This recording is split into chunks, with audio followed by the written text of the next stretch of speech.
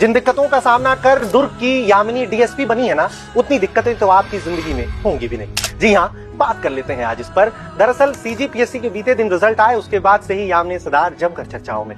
मैं दिक्कतों पर आज फोकस करने वाला हूँ। सबसे बड़ी दिक्कत यामिनी की जिंदगी में रहन सहन की थी। दरअसल रिपोर्ट्स के अनुसार यामिनी जो है ना, वो छत्तीसगढ़ के दुर्ग के कोसानगर की रहने वाली है और यहाँ पर जो उनका घर है वो सिर्फ एक कमरे का है। ऊपर शेड डला हुआ है, कुछ लोग इसे सीट और कराकट भी कहते हैं, यानी पक्के की छत भी नहीं है।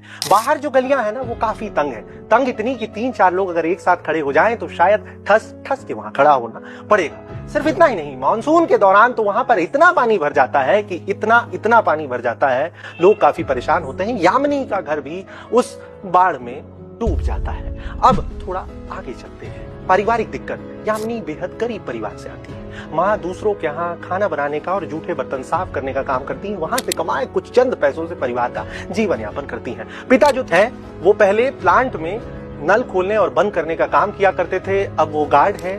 और जब तैयारी कर रही थी ना यामिनी, तो उस दौरान पैरालिसिस का पिता को अटैक आया। सोचिए ना उस वक्त पे यामिनी की मनोदशा क्या रही होगी।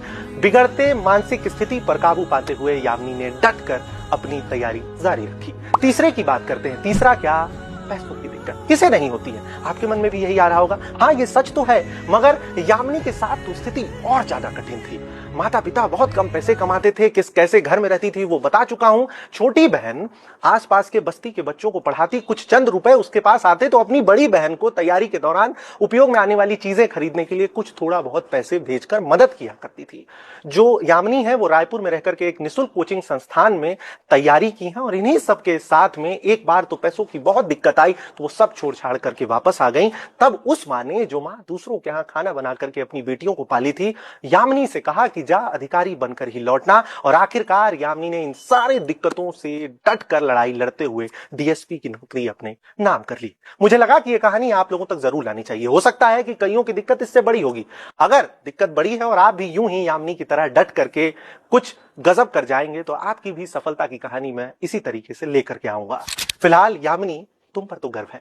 सीजीपीएससी की तैयारी करने वाले हर उस युवा को तुमने ना इस तरीके से अपनी दिक्कतों से डट कर लड़ाई लड़ते हुए नौकरी अपने नाम कर एक ऐसी ताकत दी है जो ताकत शायद उन्हें उनकी सफलता तक पहुंचा ही देगी। आज पूरे छत्तीसगढ़ को तुम पर गर्व है और बेटी खूब आगे बढ़ेगी, यही हर कोई चाह रहा है। यामिनी, सीजी स्कूप की तरफ से तुम्हें खूब शुभकामनाएं। विवान की तरफ से खूब शुभकामनाएं। डीएसपी की नौकरी करते हुए पूरी ईमानदारी के साथ यूं ही हर दिक्कत से डट कर तुम लड़ती रहो, यही मैं भगवान से कामना करता हूं। ऐसी कहानियां ला करके हर किसी को मोटिवेट करते रहने के प्रयास में लगातार सीजी स्कूप लगा हुआ है, लेकिन उसमें तब और बड़ी मदद मिलेगी जब आप हमारे साथ हो जाएंगे। वीडियो को ज्यादा से ज्यादा शेयर करिए, स्टोरी पर जगह दीजिए। अब तक हमें फॉलो